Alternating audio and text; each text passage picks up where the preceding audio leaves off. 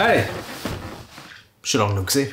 Hey yo, was geht und willkommen zu meinem Kanal. Ich habe mir gedacht, bevor ich YouTube noch ganz vernachlässige, tue ich das noch als letztes Video verladen. In diesem Video möchte ich euch über mein Jahr erzählen, das mega ereignisreich war. Und ich habe hier sehr viele neue Erfahrungen gemacht, die ich euch gerne mitteilen wollte. Ich würde vorschlagen, da das wahrscheinlich ein längeres Video sein wird, dass ihr hier etwas zum Essen und zum Trinken holt und euch parat macht. Und dann würde ich sagen... Ich würde sagen, dass ich im Jahr 2024 eigentlich ganz gut reingerutscht bin. Und das beim Ausgang.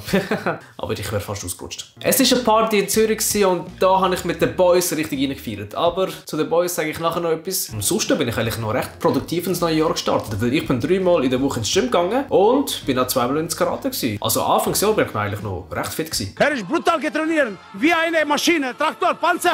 Im Februar habe ich schon meine erste neue Erfahrung gemacht und das in Form von einer Reise. Ich bin zum ersten Mal allein irgendwo angegangen oder angefahren und das auf Amsterdam. Für das bin ich mit der Deutschen Bahn 8 Stunden lang dort angefahren und das war crazy gewesen. Und ich hatte da wirklich mega Schiss gehabt, weil ich die Erfahrung da zum ersten Mal gemacht habe und eigentlich auch bis dato noch nie gross umgereist bin. Vor allem allein umgereist bin. Ja gut, ich hatte damals kein Geld und jetzt schon. Okay, nein, es ist eine Ausrede. Ich habe Prioritäten früher immer ganz anders gesetzt. Wie auch immer, die letzte grosse Reise, die ich gemacht habe, war in 2017 und das nach Tokio mit meinem Karate-Team, was auch mega brutal war. Dort habe ich an einem internationalen Turnier teilgenommen, wo ich tatsächlich auch eine Runde weitergekommen bin und das gegen Inder.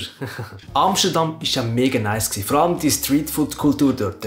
Sei es mit dem Egg-Drop-Sandwich, Trüffelpommes oder auch die Cookies, es ist alles mega nice gewesen. Und ja, das Rotlichtviertel war auch interessant gewesen, aber nicht unbedingt wegen den nackten Hasen dort, sondern wegen dem Vibe. Es ist einfach so ein riesiger Ausgang einfach. Und ich muss auch sagen, die Reise war mega nice gewesen, bis ich nach der Reise etwas festgestellt habe. Am Anfang der Reise habe ich gemeint, dass ich mit dem C-Ausweis unbedingt eine Visa brauche, damit ich in die Länder einreisen kann. Aber tatsächlich habe ich festgestellt, dass man im Schengen-Raum auch mit C-Ausweis problemlos einreisen kann. Hey, Dummkopf! Wie gesagt, ich habe dieses Jahr einige Erfahrungen gemacht. Natürlich habe ich auch einen Vlog dazu gedreht und das findest du hier. Und tatsächlich in der gleichen Woche habe ich nochmal eine neue Erfahrung gemacht, weil ich bin tatsächlich Skifahren. Oh yeah! Und falls ihr euch fragt, wie hat der mit 24 in der Schweiz die Erfahrung noch nie gemacht? Ich bin tatsächlich in der Kindheit noch nie im Genuss vom Skilager gekommen. Und das mal, weil ich wirklich kein Geld hatte. Und ich bin auch früher nicht sonderlich sozial gewesen. Okay, das bin ich heute eigentlich auch nicht. Ich als Mensch. Verpiss dich, du Hurensohn! Und beim Skifahren habe ich genau die Erfahrung gemacht, wie ich es mir eigentlich vorgestellt habe. Ich bin auf die Fresse gefallen. Immer und immer wieder. Und ich bin eigentlich fast gestorben. Ich bin von der Skipiste abgedriftet und bin mit dem Rücken beim Gleis gelandet. Also hätte ich dort keinen Rückenpanzer und keinen Helm gehabt, wäre das meine letzte Aktivität gewesen. Für immer. Aber nach dem Tief gibt es immer ein Hoch. Und das hat es bei mir auch gegeben, seit dem Ereignis. Ich bin zwar immer noch fressig gefallen, aber viel weniger wie vorher. Und ich kann mich an mehrere Minuten auf die Beine halten. Und das war schon ein Erfolg für mich. Und ich möchte euch das so vorstellen. Meine Lehrer an dem Tag waren meine Kollegen. Und das war einfach ein rechter Crashkurs. Und ich würde sagen, den Crashkurs, den habe ich bestanden. Den Skivlog findest du auch hier. Mit der Reise hört es tatsächlich nicht auf, weil ich habe mir im April einen riesigen Kindheitstraum erfüllt. Und zwar nach Madrid reisen. Und das mal auch mit dem Flugzeug. Und da hatte ich auch Schiss, weil ich auch hier zum ersten Mal allein geflogen bin. Und ich muss da sagen, ich habe mir hier das Check-in und die Sicherheitskontrolle strenger vorgestellt, als sie sind. Aber auch das habe ich ganz gut gemeistert. Was will ich zu Madrid sagen? Es ist einfach eine riesige und eine schöne Stadt mit einer sehr schönen Architektur und sehr vielen Sehenswürdigkeiten. Dort hat es den grössten Königspalast in Westeuropa, ja, sogar grösser als Versailles. Die Almudena-Kathedrale, die etwa so gross ist wie 4 Kirchen zusammen. Und einen riesigen Park, der Retiro-Park, wo du wirklich stundenlang chillen kannst, ohne dass es langweilig ist. Das grösste Highlight dort ist der Besuch im Santiago Bernabéu. Und ich hatte nicht nur einen Besuch, sondern ich habe auch dort einen Match angeschaut. Und nicht irgendeinen Match, sondern El Clasico. Und dort hatte ich wirklich nonstop Gänsehaut gehabt. Vor allem in der 90. Minute, wo Bellingham das 3-2 geschossen hat, ist das ganze Bernabéu in Ekstase gewesen. Und das hat einfach einen mitgerissen gehabt. Also ich bekomme immer noch Gänsehaut, wenn ich über das rede. Aber für das Event habe ich einiges blechen. Ich bin in die Unterwelt gegangen und habe für das 600 Stutz gezahlt. Ja, 600 Stutz. Oh, das wird immer schlimmer. Zuerst habe ich gemeint, das sind 450 Stutz, aber am Schluss vom Verkauf sind da Gebühren dazugekommen, die wirklich gottlos sind. Wir können natürlich streiten, ob der Preis gerechtfertigt war. Aber mein Gedanke war jetzt, dass wenn ich jetzt auf Madrid gehe und den Match jetzt nicht anschaue, dass die Reise sich dann irgendwie unvollständig angefühlt hätte und ich meinen Kindheitstraum nie erfüllen würde. Das war eine rein emotionale Entscheidung und ich muss sagen, ich bereue es nicht. Ich bereue es wirklich überhaupt nicht. Ich bin froh, dass ich die 600 Stutz ausgegeben habe. Nach der Madrid-Reise hat mein Portemonnaie richtig blühtet. Ich habe wirklich 2 Monate gebraucht, bis ich mich davon erholt habe. Aber die Experience ist es absolut wert gewesen. Die 3 Madrid-Vlogs findet ihr auch hier neu. Ich finde, die 3 Highlights schon sind eigentlich genug, damit das Jahr geil ist. Aber es hat noch einige weitere Highlights gegeben. Wie zum Beispiel Europa-Park. Der Besuch in München in der Allianz Arena, wo wir den Halbfinalmatch angeschaut haben von der Europameisterschaft. Frankreich gegen Spanien, wo wir auch Kylian Mbappé und Lamine Yamal zum ersten Mal live gesehen haben. Und ein kleiner Trip nach Berlin, wo wir bei der grössten Fanmeile waren, mit 120'000 Besuchern an der Brandenburger Tor, wo England gegen Spanien gespielt hat. Zu den einzelnen Events gibt es natürlich auch Vlogs, aber die tue ich auch später unten dann in der Beschreibung verlinken. Und es hört immer noch nicht mit der Reise auf. Nein. In dieser Zeit habe ich auch die Schweiz selber besser kennengelernt. Und das durch SBB. Ich bin in Zermatt, in Montreux, in Neuchâtel und das alles an einem Tag. Und später in dem Jahr bin ich ein ganzes Weekend mit den Kollegen in Crans Montana gewesen. Und das ist einfach ein Ort, wo einfach die reichsten Leute ihren Plausch haben. Ich bin einfach bezahlt worden zum Reisen. Wie geil ist das eigentlich?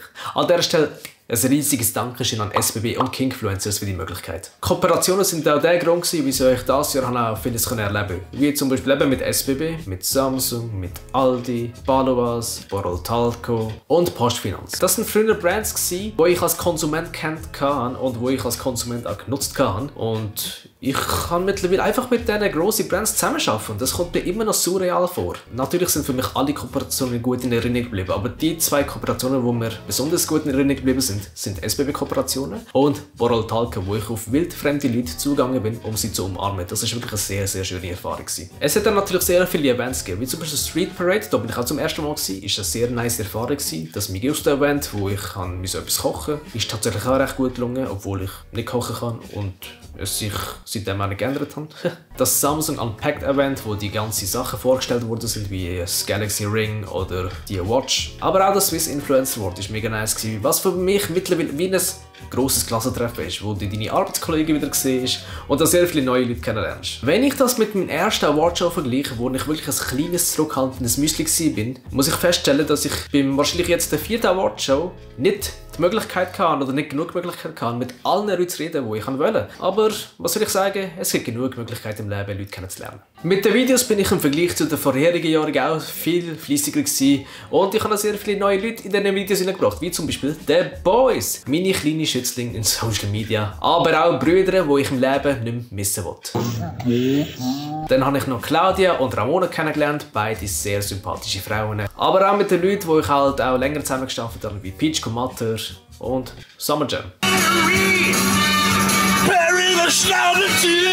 Zu Baron muss ich auch sagen, dass ich ihn wahrscheinlich von der ganzen Szene am längsten kenne und mit dem auch am meisten gemacht habe. Und durch ihn bin ich auch im Stream von Mecharo gelandet. Und von dem gibt es auch einige Highlights. Was im August auch eine riesige Sache war, ist, dass ich mit der Lehre angefangen habe. Ja, ich habe mit 25 eine Lehre angefangen. Läuft's eigentlich?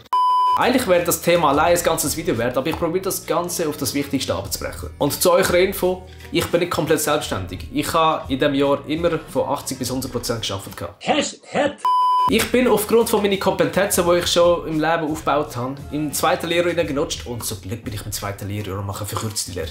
Weil 3 Jahre würde ich nicht packen. Ich muss ehrlich sagen, am Anfang hat es mich wirklich angeschissen, weil der Gedanke zu, ich muss wieder in die Schule, ich muss lernen, für die Prüfung vorbereiten, ich muss Vorträge halten. Ja, auf das habe ich am Anfang nicht unbedingt Bock gehabt. Aber mittlerweile muss ich sagen, ich habe mit Spass von meinem Leben dort. Ich bin ehrlich, ich mache dort auch nicht so viel jetzt für die Prüfungen und für den Lernstoff. Aber ich muss sagen, dass Aufpassen an sich wirklich die halbe Miete ist. Und bis jetzt bin ich auch ganz gut dabei, weil ich glaube, ich habe einen 5er dort bis jetzt. Also ganz so schlecht bin ich nicht dran. Und ich bin in der Schule massiert. Ja, mir geht es wirklich gut dort. Wie kommt man denn auf so einen Scheissdreck? Die Klasse an sich ist auch mega gechillt, mit denen kannst du sehr gut arbeiten. Aber was mich dort wirklich überrascht hat, ist die Tatsache, dass der Altersdurchschnitt so etwa bei 20 beträgt. Was höher ist, als ich erwartet habe. Und das Lustige dabei ist, dass ich dort nicht mal der Älteste bin. Was mich auch überrascht hat, sind Skills, die ich bei mir bis dato gar nicht kennt habe. Und das sind zum Beispiel jetzt Vorträge halten und Sachen aus den Ärmel schütteln. Ich muss sagen, früher habe ich so mega krass keinen Vortrag zu halten. Und es war mir auch selber mega unangenehm gewesen, vor den ganzen Leuten zu reden und irgendetwas zu schnurren. Aber ich bin da jetzt selber schockiert von dem Skill, den ich da jetzt für mich entdeckt habe. So nach dem Motto, was früher meine absolute Schwäche war, ist heute meine Stärke. Aber ich bin mir da sicher, dass TikTok und die Videos, die ich bis jetzt gemacht habe, massiv dazu beigetragen haben, dass ich die Sachen mittlerweile selbstbewusst überbringen kann. I am back to school and I love it. Komm runter!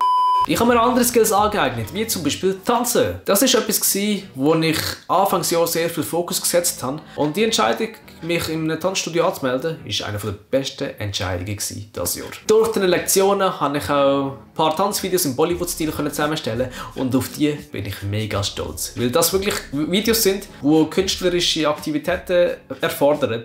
Und das, dass ich in der Lage bin, das herzustellen, das erfüllt mich mega. Letzte Woche bin ich mit meinem Vater die letzte Reise im Jahr angetreten. Boah, wie viel bin ich das Jahr rumgereist? Ich bin in Dänemark, habe eigentlich sehr wenig vom Land gesehen und bin hauptsächlich bei der Family gewesen. Mein Großonkel hat seinen 70. Geburtstag gefeiert und bis dann war die Reise auch ganz gechillt gewesen, bis meine Verwandte gekommen sind und gesagt haben, dass ich tanzen auf der Bühne.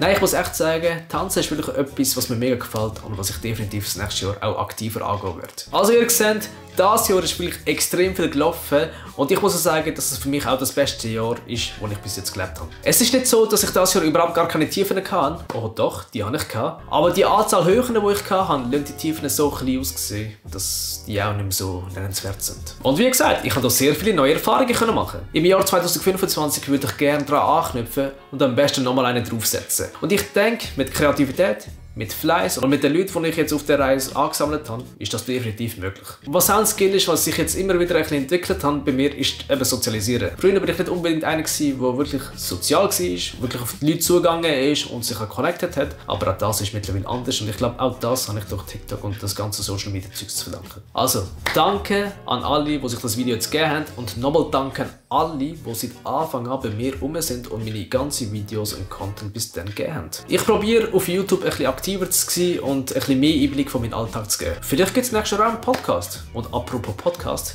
ich bin bei Browncast dabei gewesen. Nachbarländer von der Schweiz. Einer gesagt Indien. Der Podcast ist ja mega interessant, lohnt sich auch reinzuhören, ist auch unten verlinkt. Kommentiert euch einmal, wie euch es 2024 war und ob ihr einen Podcast fühlen würdet. Jetzt kann ich nur noch etwas sagen. Ich wünsche euch einen ganz guten Rutsch ins Jahr 2025 und ich hoffe, dass ihr das Jahr noch besser machen könnt als das Jahr. Peace! Boah, auf die neuen Erfahrungen freue ich mich auch nächstes Jahr. Zum Beispiel Steuererklärung ausfüllen. Wie will ich das nächstes Jahr machen? Gottverdammt.